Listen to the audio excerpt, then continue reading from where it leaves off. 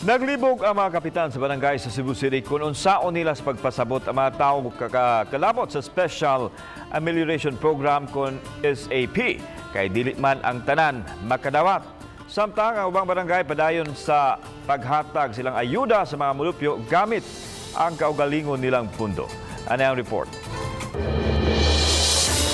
Ang Talamban Barangay Hall halos mapuno sa sinakong relief goods nga ipang-apod-apod ngadto sa mga mulupyo. Pinalit kini gamit ang barangay funds nga ipanghatag sa mga kabos sa ilang dapit. Kadawat ni sila sir, unya ang amorong napak bali 6,000 pa. Nakapanghatag nami. So doon na yung mga first batch, second batch ani. O na yung mga second batch sir kanang mga renter na dan nag-abang diri sa mga balay, mga boarding house. Samtang na problema usab sila kay wa na may kapalitan alang sa mga wa pa makadawat. Wa pa usab sila makadawat og form alang sa Special Amelioration Program kun SAP nga maoy gihango mo usab sa mga tao. Sa barangay San Nicolas, nagkuyog kining mga babaeng miyembro sa 4Ps.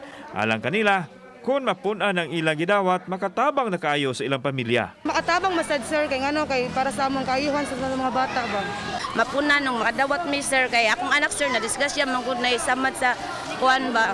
Iglaom sa mi na makatabang sa dugpalit og tambal ba. Si Kapitan Ninyal nahingawa sa kahimtang sa mga mulupyo ilabi na katong dili makadawat og hinabang gikan sa Special Amelioration Program. Kanang sa 4Ps automatic na sila mga card nga ilahabaron nga gikuan ba nga gihatag, so mato na lang sila sa land bank ila na ng kanon og pila na ang ilang nasod.